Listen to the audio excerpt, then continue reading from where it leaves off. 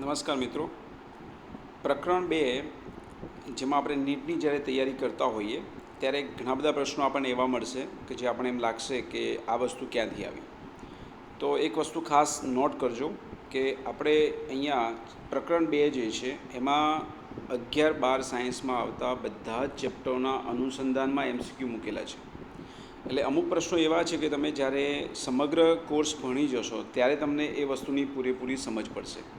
એટલે અત્યારે કોઈક એવી રાશિ આવી જાય, દાખલા તરીકે વિકૃતિ એમ કે, અથવા તો એમ કે પ્લાન્ક અચળાંક, તો જે વસ્તુ આપણે ભણેલા નથી એનું પારિમાણિક સૂત્ર બનાવવું કદાચ અત્યારે મુશ્કેલ લાગે, પણ જ્યારે તમે ભણી જશો ત્યારે તમને કોઈ તકલીફ પડવાની નથી. બરાબર છે? ચલો, અહીંયા આપણે એક સૂત્ર આપેલું છે સ્થિતિ ઉર્જાનું, અને એમાં એ સૂત્રમાં જે તમને આપેલું છે એ અનુસંધાનમાં આપણે એબીનું પારિમાણિક સૂત્ર તમારે શોધવાનું છે.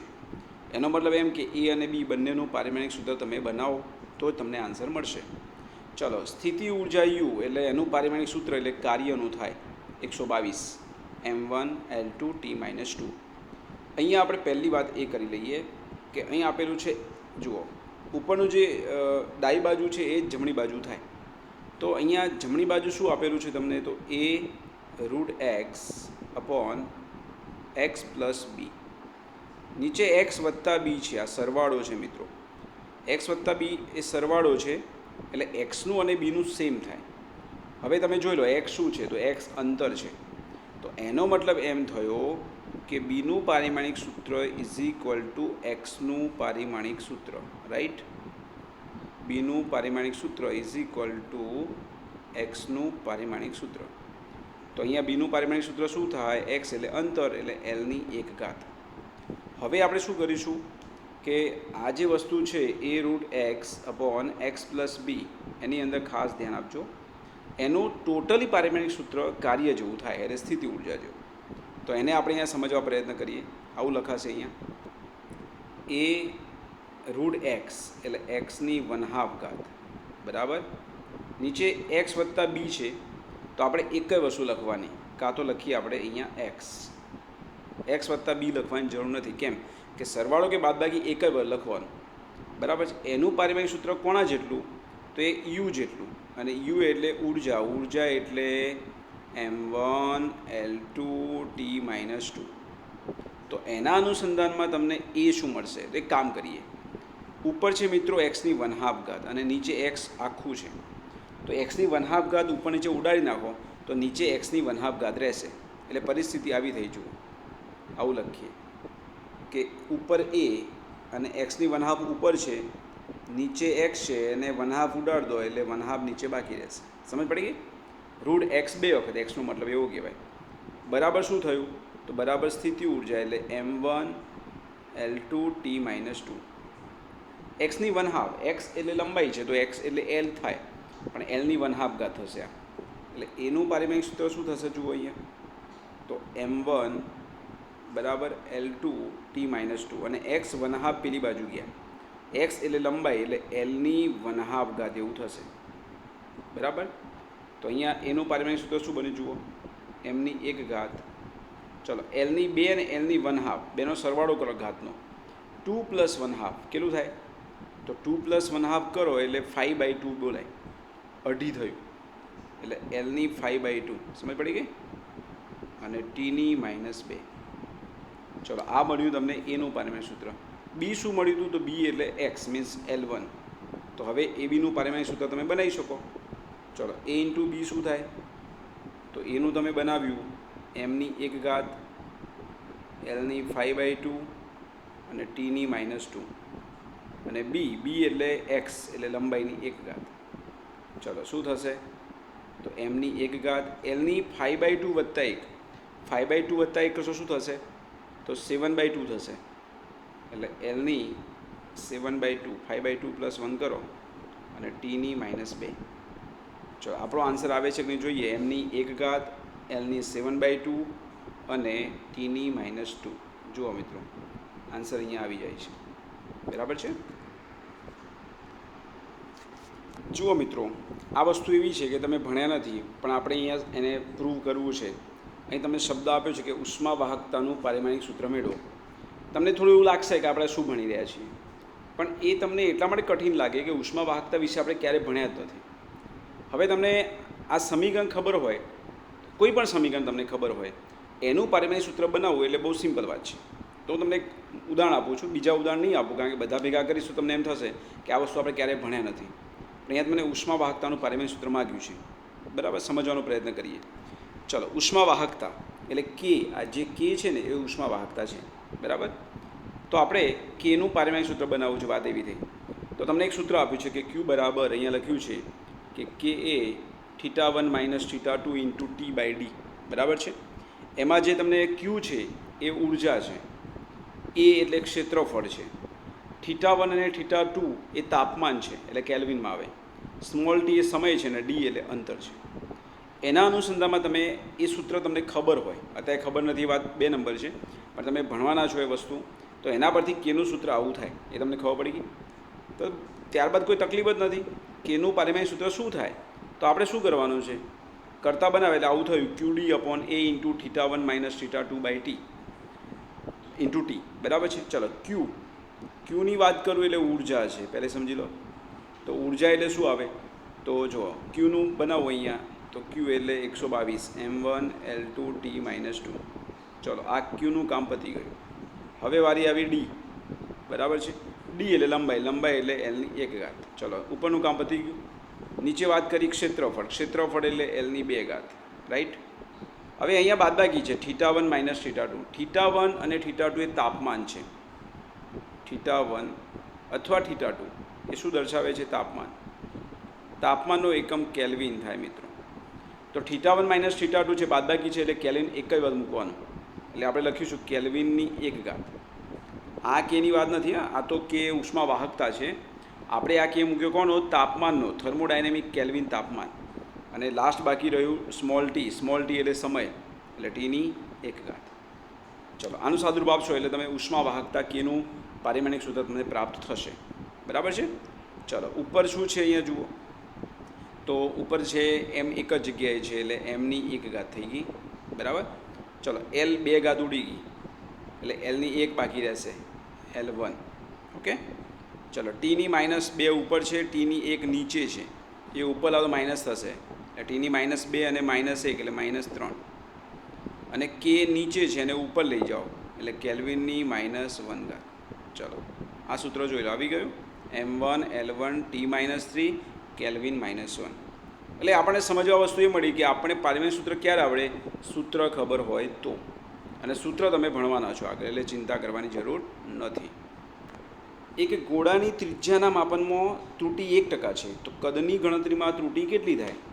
તો બહુ સિમ્પલ વાત છે કે ગોળો લઈએ આપણે, બરાબર છે? ગોળાનું કદ એટલે શું, તો ગોળાનું કદ એટલે 4/3 πr². અહીં તમને બાજુમાં લખેલું છે, ઓકે. હવે આપણે કદમાં ત્રુટિ ગણવી છે, તો અહીંયા આપણે ત્રુટિ ગણવા પ્રયત્ન કરીએ તો ΔV/V કરીએ આપણે. તો જુઓ, 4/3 π તો અચળાંક છે એટલે એમાં ત્રુટિ ક્યારેય સંભવ નથી. તો શામાં ત્રુટિ આવશે, આમાં આરની 3 ઘાત. તો શું કરવાનું, 3 આગળ લાવો, અહીંયા લખેલું જ છે, 3 આગળ લાવ્યા, બરાબર, ઇન્ટુ ΔR/R. ઓકે. તો આરમાં ત્રુટિ કેટલી હતી, તો આરમાં ત્રુટિ હતી 1%. તો 1 × 3 એટલે કેટલા ટકા થશે, અહીંયા 3%. એવું ક્ષેત્રફળમાં પણ પૂછાય. જો આ જ પ્રશ્ન એમ કીધું હોત કે ક્ષેત્રફળ, તો ક્ષેત્રફળ આવતું 4πr², તો r² આવતું એટલે એમાં જવાબ 2% આવતું. અહીંયા કદ માગ્યું છે એટલે 3% આવશે. નીચેનામાંથી કઈ એકમ પદ્ધતિ દળ, લંબાઈ અને સમય પર આધારિત નથી? એના કહેવાનો મતલબ કે એના સિવાય પણ આધાર રાખે છે. તો બહુ ઇઝી વાત છે, અહીંયા પણ સમજવાનો પ્રયત્ન કરીએ આપણે MKS પદ્ધતિ બોલીએ તો મીટર કિલોગ્રામ સેકન્ડ, FPS ફૂટ પાઉન્ડ સેકન્ડ, CGS સેન્ટીમીટર ગ્રામ સેકન્ડ. ત્રણેયમાં શું આવે છે, તો દળ માટે એકમ આવે છે, લંબાઈ માટે આવે અને સમય માટે. આ એક વસ્તુ એવી છે SI પદ્ધતિ જેમાં મૂળભૂત 7 એકમો હતા, એટલે આ સિવાય બીજા એકમો લેતા હતા આપણે, તાપમાન, વીજ પ્રવાહ, જ્યોતિ તીવ્રતા, દ્રવ્યનો જથ્થો માપવા માટે, અને બીજું આપણે કંઈક લીધું હતું દ્રવ્યનો જથ્થો. એટલે એ બધી વસ્તુ SI પદ્ધતિમાં સંકળાયેલી છે. એટલે દળ, લંબાઈ અને સમય સિવાયની પણ એમાં આપણે વાત કરીએ છીએ. અહીંયા એક તાર માટે વાત કરી છે. તારનું તમને અહીંયા દળ આપેલું છે, બરાબર, એની ત્રિજ્યા આપેલી છે, એની લંબાઈ આપેલી છે. તો એનામાં ઘનતામાં મહત્તમ પ્રતિશત ત્રુટિ તમે શોધો. મિત્રો પહેલી વાત એ કે આપણે કોની વાત કરી રહ્યા છીએ? તાર માટે. તાર એટલે એનો આકાર કેવો કહેવાય? તો તાર આપણે આ રીતે લઈશું. આ તાર છે. તાર એટલે એ નળાકાર સ્વરૂપ થાય, બરાબર છે. તો નળાકાર સ્વરૂપ માટે આપણે પહેલાં તો વાત એ કે ઘનતાની વાત કરી છે. તો ઘનતાનું સૂત્ર, ઘનતા એટલે આપણે રો વડે દર્શાવીએ. ઘનતાનું સૂત્ર થાય છે દળ ભાગ્યા કદ, રાઈટ. ચલો, દળ જે આપેલું છે એ આપણે લઈ લઈશું. હવે કદ, તો નળાકારનું કદ શું બોલાય? તો નળાકારનું કદનું સૂત્ર તમે જાણો છો, પાઈ આર સ્ક્વેર એચ. પાઈ આર સ્ક્વેર અને એચ આવે, પણ એચ તરીકે અહીંયા લંબાઈ આપેલી છે એટલે આપણે એચ નહીં લખીએ, આપણે શું લખીશું? એલ. એટલે આ પ્રમાણે સૂત્ર થાય ઘનતા બરાબર દળ ભાગ્યા કદ. દળ અને નીચે કદ એટલે પાઈ આર સ્ક્વેર એચ. એચની જગ્યાએ આપણે મૂક્યું લંબાઈ એલ. તો ઘનતામાં ત્રુટિ શું આવશે? તો એ સૂત્ર પરથી આપણે વિચારીએ તો આપણે લખીશું કે ડેલ્ટા રો અપોન રો ગુણ્યા 100% ટકાવારીમાં લેવાનું છે, બરાબર છે. તો આપણે ખાલી એમને લખીએ ડેલ્ટા રો અપોન રો, તો શું આવશે? તો એમમાં ત્રુટિ આવશે, ડેલ્ટા એમ અપોન એમ. ચલો, બીજી વાત એ કે પાઈમાં ત્રુટિ ના આવે એટલે આરમાં આવશે, આરની 2 ઘાત છે એટલે 2 ડેલ્ટા આર અપોન આર, અને પ્લસ એલમાં ત્રુટિ એટલે ડેલ્ટા એલ અપોન એલ. આવું થાય. અને પ્રતિશત કહે તો આપણે 100 વડે ગુણી નાખવાનું. એ પ્રમાણે તમને અહીં સ્ટેપ લખેલું છે, જુઓ. અને ગુણ્યા આપણે ટોટલ 100%. અહીંયા થશે શું કે ડેલ્ટા એમ તરીકે શું લેશો? તો અહીં મિત્રો ધ્યાન આપો, બધું તમને અહીંયા સીજીએસમાં આપેલું છે એટલે આપણે સીજીએસ જ લઈએ, પણ થોડું ધ્યાન રાખીને કામ કરવાનું છે. અહીંયા તમને આપેલું છે, જુઓ, ડેલ્ટા એમ. આ ડેલ્ટા એમ કહેવાય અને આ જે છે મૂળ દળ કહેવાય.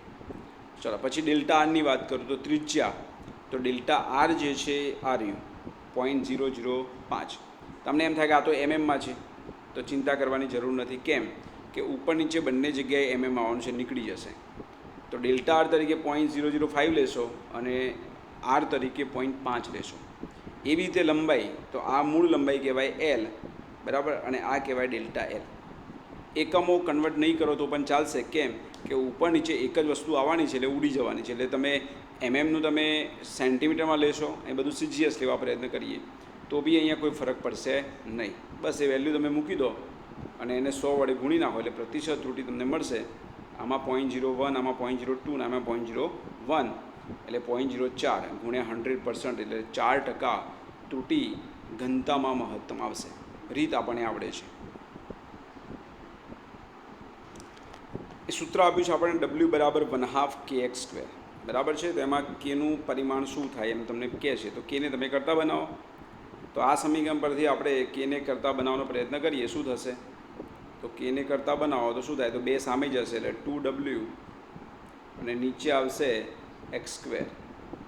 ઓકે, ચલો, કેનું પારિમાણિક સૂત્ર બનાવવા પ્રયત્ન કરીએ તો શું થશે? 2નું પારિમાણિક સૂત્ર આવે નહીં કોઈ. W એટલે કાર્ય એટલે 122 m1 L2 T-2. નીચે x² એટલે લંબાઈનો વર્ગ છે, બરાબર છે. લંબાઈનો વર્ગ એટલે Lની 2 ઘાત. તો Lની 2 ઘાત રિમૂવ થશે તો આપણો આન્સર રહેશે અહીંયા mની 1 ઘાત, Lની 0 ઘાત અને Tની -2 ઘાત, બરાબર છે. અહીંયા આપણને એક સૂત્ર આપ્યું છે. સૂત્ર વિશે આપણે પરિચિત નથી પણ ચિંતા કરવાની જરૂર નથી. જુઓ, અહીંયા સૂત્રમાં આપણને જે આપ્યું છે એ પ્રમાણે V બરાબર આવું લખ્યું છે, વર્ગમૂળમાં ગામા છે, ગામા P અપોન રો, જ્યાં V એ વેગ છે, P એ દબાણ છે, રો એ ઘનતા છે. ગામા જે હોય એ આપણને ખબર નથી. ગામાનું પારિમાણિક સૂત્ર બનાવો. તો અહીંયા જેનું પારિમાણિક સૂત્ર શોધવાનું છે એને તમે કરતા બનાવો, બરાબર છે. તો આ સમીકરણમાં આપણે ગામા વર્ગમૂળમાં છે એટલે પહેલું વાત તો એ કે આનું આપણે વર્ગ કરવું પડે. તો વર્ગમૂળ નીકળી જશે. તો વર્ગ કરો એનો તો શું થાય? તો V² બરાબર વર્ગમૂળ નીકળી જશે એટલે ગામા P અપોન રો. એમાં તમે ગામાને કરતા બનાવો તો ગામાને કરતા બનાવશો, આર નથી, ગામા છે, તો રો અહીંયા આવશે એટલે આવું થશે V² રો અપોન P. આવું થાય, બરાબર. આ સૂત્ર તમને આપી દીધું છે. બસ એમાં તમે અહીંયા વેલ્યુ મૂકતા જો એટલે પારિમાણિક સૂત્ર તમને મળી જશે. ચલો, V², V શું છે? તો V છે ઝડપ એટલે મીટર પર સેકન્ડ એટલે L1 T-1, પણ એનો વર્ગ છે મિત્રો. એના કારણે એનું પારિમાણિક સૂત્ર આવું થશે. જુઓ, V² L1 T-1 પણ વર્ગ છે એટલે L2 T-2 થશે V². ચલો, ઘનતા એટલે દળ ભાગ્યા કદ. દળ એટલે mની 1 ઘાત અને નીચે કદ આવે એટલે એલની 3 નીચે આવે એટલે એલ માઇનસ 3. સમજ પડી ગઈ? ચલો, દબાણનું સૂત્ર શું થાય? પારિમાણિક સૂત્ર ડાયરેક્ટ વિચારો. દબાણ એટલે બળ ભાગ્યા ક્ષેત્રફળ. બળ ભાગ્યા ક્ષેત્રફળ પરથી એનું તમે સાદુરૂપ આપશો તો આવું થશે m1 l minus 1 t minus 2. તમે જાતે ટ્રાય કરી જોજો. તો ક્ષેત્રફળ ઘનતા એટલે ઘનતાનું મળી ગયું અને નીચે દબાણ છે. દબાણ એટલે બળ ભાગ્યા ક્ષેત્રફળ. બળ એટલે 112 અને નીચે ક્ષેત્રફળ એટલે L2 એટલે L1ની જગ્યાએ L માઇનસ 1 થઈ જશે. બરાબર? ચલો, આનું તમે સાદુરૂપ આપો. અહીંયા શું થાય છે જુઓ. તો એમની ઘાત નીકળી ગઈ. ચલો, એલની વાત કરીએ તો એલની કેટલી ઘાત છે? ઉપર અહીંયા આ -1 ઉપર લઈ જાઓ તો અહીંયા એલની 3 ઘાત થઈ જાય. તો એલની -1 જો ઉપર લઈ જઈએ તો એલની 2 છે તો એલની 3 થાય ને એલની -3 અહીંથી નીકળી જાય. ચલો, ટીની -2 ટીની -2 નીકળી જાય. કશું રહ્યું નહીં અહીંયા. એટલે શું કહી શકાય? તો આપણે કહી શકીએ કે એમની 0 ઘાત, એલની પણ 0 ઘાત અને ટીની પણ 0 ઘાત. એટલે એનો મતલબ એમ કહેવાય કે એ પરિમાણ રહિત છે એવું પણ કહી શકાય. કાં તો અહીંયા આન્સર તમને આપેલો છે એની જગ્યાએ એમ લખે કે પરિમાણ રહિત છે તો એ આપણો આન્સર સાચો જ છે. આવા પ્રશ્નની મેં તમને ચર્ચા કરી હતી કે તમને E ફોર ઉર્જા આપેલું છે, બરાબર, V ફોર વેગ છે, F ફોર બળ છે. તો આપણે દળનું પારિમાણિક સૂત્ર શું થાય?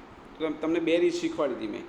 તમે એક કામ એવું કરી શકો કે તમે જે પદ્ધતિ જે પ્રમાણે છે કે દળ ચલે છે EVF. એક પદ્ધતિ આપણી જોડે એવી છે કે દળ કોના પર આધારિત રાખે છે? તો દળ પર આધાર રાખે છે E, V અને F. આપણે જે પદ્ધતિ છે પ્રમાણે પછી શું કરવાનું? આપણે ચલે છે કાઢીને એક બરાબર લખીને આપણે ઘાત એ મૂકી દેવાની ABC. 2 બાજુ પારિમાણિક સૂત્રો મૂકો અને સાદુરૂપ આપીને ABC શોધો એટલે તમને જવાબ મળી જાય. એવું તમારે ન કરવું હોય તો જે 4 ઓપ્શન આપેલા છે 4 ઓપ્શનમાં તમે બધાનું પારિમાણિક સૂત્ર બનાવો અથવા એકમ બનાવો. જેનો એકમ દળ જેવો આવતો હોય તમારો ફાઇનલ આન્સર. બરાબર, એ પણ કરી શકાય અને આ પદ્ધતિ પણ વેલિડ છે. ચલો, પહેલાંની વાત કરી લો. સીધો જવાબ લેવો હોય તો પહેલાંનો જવાબ આપણે શું થાય છે? દળ થાય છે કે નહીં જોઈએ આપણે. ચલો, Eની 1 ઘાત, Vની 2 ઘાત અને Fની 0 ઘાત. આનું પારિમાણિક સૂત્ર બનાવો. ચલો, Eની 1 ઘાત છે. E એટલે કાર્ય એટલે m1 L2 t માઇનસ 2. Vની જડ સ્ક્વેર છે એટલે L1 t માઇનસ 1નો વર્ગ એટલે L2 t માઇનસ 2. બરાબર છે? તો અહીંયા થયું શું? નહીં બને. અહીંયા જુઓ, F તો આવશે નહીં, 0 ઘાત છે એટલે. તો અહીંયા એમની 1 ઘાત થશે, એલની 4 ઘાત થશે અને ટીની -4 ઘાત થાય. એટલે આ શક્ય નથી. ચલો, પહેલું ઓપ્શન મિત્રો શક્ય નથી. હવે એ જ પ્રમાણે હું બીજાની વાત કરું, નંબર 2. ચલો, નંબર 2 શું છે? તો નંબર 2માં તમે જુઓ તો આવું છે બીમાં આવું છે કે Eની 1 ઘાત અને Vની -2 ઘાત, F નથી એટલે Fની 0. ચલો, એનું બનાવો તો E1 એટલે કાર્ય m1 L2 t માઇનસ 2. Vની -2 છે તો Vની -2 એટલે Vની 1 ઘાત હોય તો L1 t માઇનસ 1. પણ એનું ઊંધું કરી દેવાનું. Vનું આવું છે L1 t માઇનસ 1, એનો વર્ગ કરો શું થાય? L2 t minus 2. પણ પાછું એનું માઇનસ છે એટલે ઉલટું થઈ જશે. તો અહીંયા L2 નહીં આવે પણ L માઇનસ 2 આવશે અને t માઇનસ 2 નહીં પણ tની 2 ઘાત આવશે. તો tની -2 tની 2 ઉડી ગયા, L2 L માઇનસ 2 નીકળી ગયા. શું રહ્યું? mની 1 ઘાત. તો દળ મળી ગયું. તો આપણો આન્સર અહીંયા ફાઇનલ. એવી રીતે આપણે C અને Dને પણ અહીંયા કન્ફર્મ કરી શકીએ. કાં તો તમને આ યોગ્ય ન લાગતું હોય તો જે રીત મેં શીખવાડી છે એ પ્રમાણે તમે કામ કરશો. પણ મને લાગે ત્યાં સુધી આ પદ્ધતિ બેટર છે કે 4-4નું તમે બનાવી દો. જેનું પારિમાણિક સૂત્ર આવી જાય દળ, એ તમારો ફાઇનલ આન્સર. બીજામાં જ મળી ગયું એટલે સમજી લેવાનું કે C અને D નહીં હોય. કોન્ફિડન્સ હોવો જોઈએ આપણને. બરાબર? બહુ સિમ્પલ ક્વેશ્ચન છે. તમને એક સૂત્ર આપેલું છે. સમીકરણ કોનું સમીકરણ છે? ત્રિકોણમિતીય વિધેય છે. બરાબર, ત્રિકોણમિતીય વિધેય કહેવાય, જેમાં સાઇનનો ઉલ્લેખ છે. એમાં લખ્યું છે કે ઓમેગા ટી પ્લસ થીટાનું પરિમાણ શું થાય? તો મેં તમને જે શીખવાડ્યું છે એ પ્રમાણે સાઇન કે કોસ કોઈ પણ વિધેય હોય, અહીંયા ધ્યાન આપો, એ સાઇન વિધેય હોય કે કોસ વિધેય હોય, સાઇન પછી કંઈ પણ વસ્તુ તમને આપેલી છે, ગમે તે લખેલું હોય, ઓમેગા ટી પ્લસ થીટા લખેલું હોય કે KX પ્લસ થીટા લખ્યું હોય, કંઈ પણ ઓમેગા ટી પ્લસ થીટા 0 આપેલું છે, તો સાઇન પછી જે પણ વસ્તુ આવે છે એનું પરિમાણ હંમેશા M0 L0 T0 થાય. તો બહુ ઇઝી વાત છે કે ઓમેગા ટી પ્લસ થીટા જીરોનું પરિમાણ શું થાય તો કશું જ ના આવે, એટલે M0 L0 T0. હા, આપણે ઓમેગાનું કે બીજા કંઈનું માગ્યું હોત તો આપણે ઓમેગા ટી પ્લસ થીટાનું પરિમાણ નથી તો એ પરથી આપણે બનાવી શકતા, પણ એ બહુ સિમ્પલ છે. કોઈ ભૌતિક રાશિ તમને આપેલી છે એક્સ, એનું પરિમાણ સૂત્ર આ ટાઈપનું છે M-1 L3 T-2. તો આપણે LMT ત્રણે ત્રણમાં તમને ત્રુટીઓ આપેલી છે 2%, 3% અને 4%. તો એક્સના માપનમાં મહત્તમ પ્રતિશત ત્રુટિ કેટલી થાય?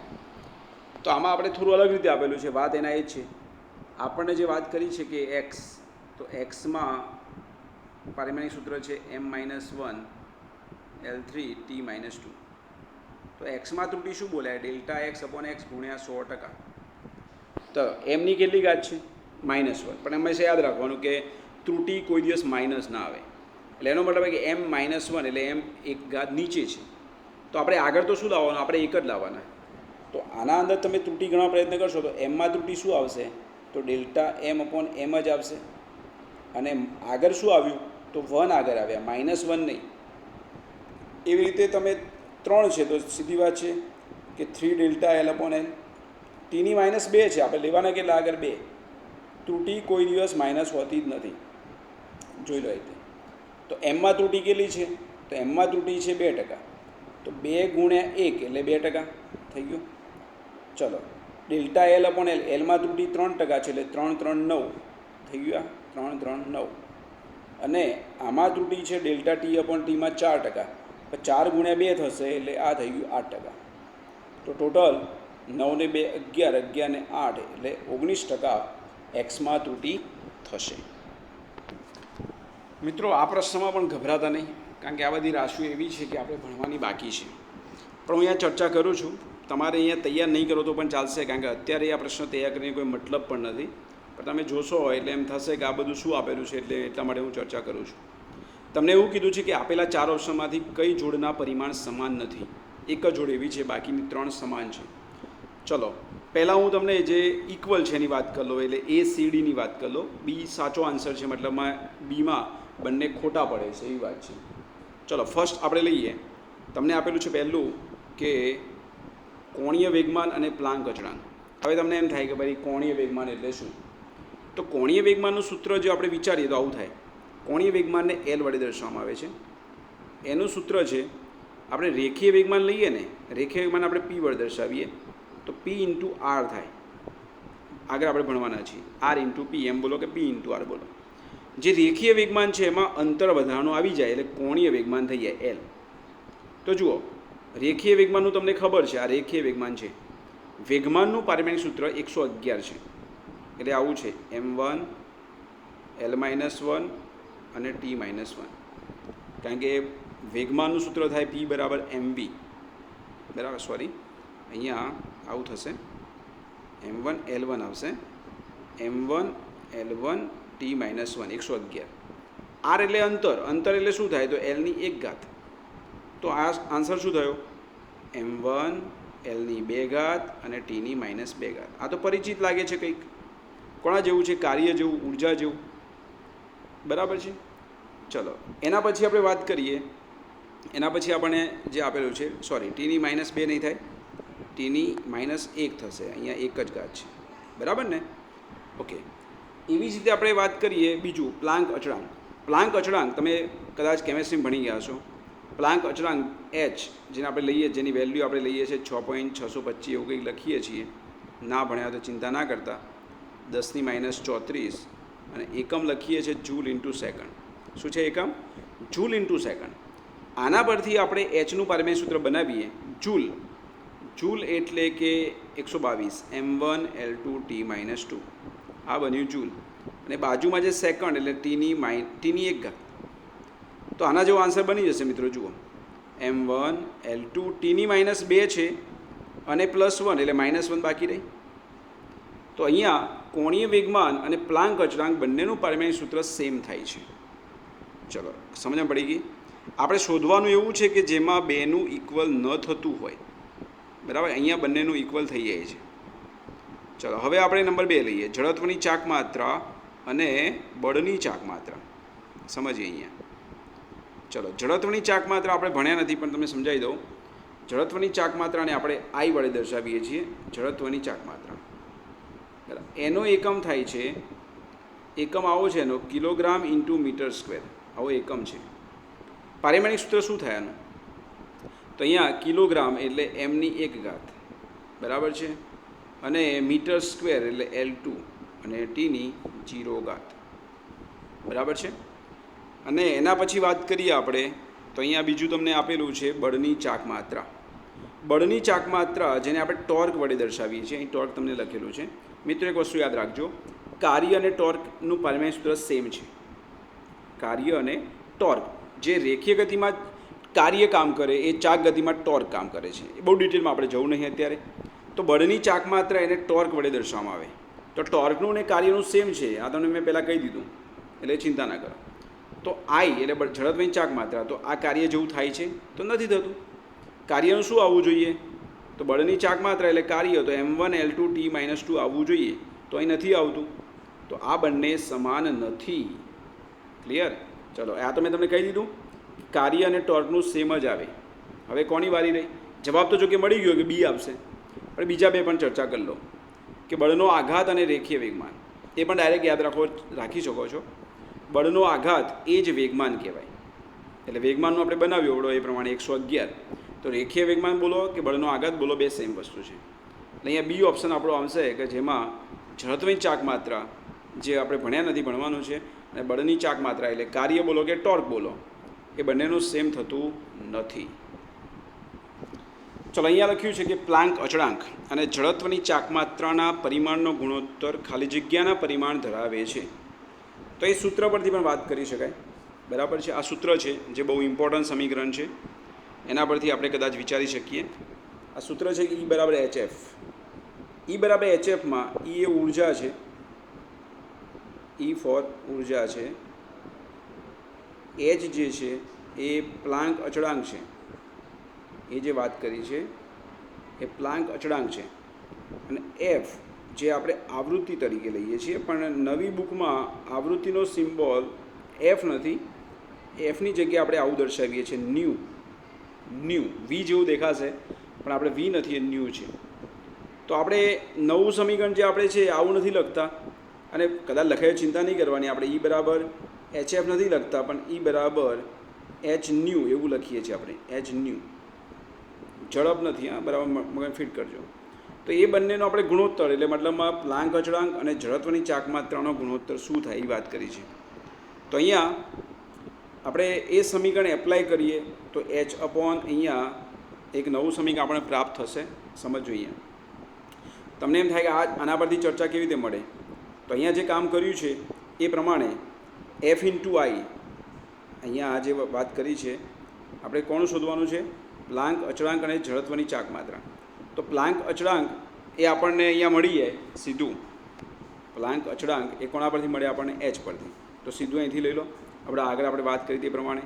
અથવા તો એ પરથી ન લેવું હોય તો મેં તમને કીધું હતું કે Hનો એકમ શું થાય. ચલો, Hનો એકમ જૂલ ઇન્ટુ સેકન્ડ છે, જૂલ ઇન્ટુ સેકન્ડ.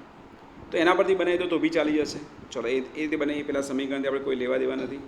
તો આનું પારિમાણિક સૂત્ર થાય જૂલ એટલે 122, જૂલ એટલે 122 m1L2T-2, અને સેકન્ડ એટલે Tની 1 ઘાત. તો આના પરથી અહીંયા Hનો એકમ બની જશે તમને, આપણો આગળ બનાવ્યો તો આપણે m1 Lની 2 ઘાત અને Tની -1. ચલો, છોડી દો. આ બની ગયો Hનો. હવે આઈનો પણ આપણે બનાવ્યો તો આગળ ચર્ચા કરીએ પ્રમાણે જડત્વની ચાક માત્રા જેને આઈ કહીશું આપણે, એનો એકમ થાય છે કિલોગ્રામ ઇન્ટુ મીટર સ્ક્વેર, યાદ રાખવો હોય તો. ચલો, કિલોગ્રામ એટલે કે એમની 1 ઘાત અને મીટર સ્ક્વેર એટલે Lની 2 ઘાત. તો આ બન્યો Hનો એકમ, અને આ બન્યો અહીંયા આઈ મીન્સ જડત્વની ચાક માત્રા. તો H અપોન આઈ શું થાય વિચારી લો. ચલો, H એટલે આવું બન્યું m1L2T-1, અને આઈ એટલે એમની 1 ઘાત અને Lની 2 ઘાત. તો આ નીકળી ગયું, m1 નીકળી ગયા, L2 નીકળી ગયા. તો આ કોના જેવું બન્યું? Tની -1. Tની -1 એટલે 1/T. તો 1/T એટલે T એ સમય છે, સમયનું ઉલટું એટલે સમયને આપણે આવર્તકાળ બોલી શકીએ. તો આવર્તકાળનું વ્યસ્ત એટલે શું કહેવાય? તો આપણે ભણી ગયા હતા આવૃત્તિ, બરાબર છે ને? તો 1/t જેને આપણે આવૃત્તિ તરીકે દર્શાવીએ તો એ તમને આન્સરમાં જુઓ શું લખેલું છે કે એ ગુણોત્તર કયું પરિમાણ ધરાવે છે? તો 1/t એટલે 1 સમય અથવા 1 સમયને આપણે આવૃત્તિ બોલી શકીએ. એટલે આ પણ એક સમજવા જેવો પ્રશ્ન છે. પણ આ તમને જ્યારે પ્લાંક અચળાંક બધી વસ્તુ ભણી જશો, જડત્વની ચાક માત્રાને બધું આવી જશે ને ત્યારે આ પ્રશ્ન આવશે. પણ મેં તમને પહેલાં સમજાવી દીધું, એટલે તમારે સમીકરણમાં ચિંતા કરવાની જરૂર નથી. એકમ બધું તમને આગળ ચર્ચા આવવાની જ છે.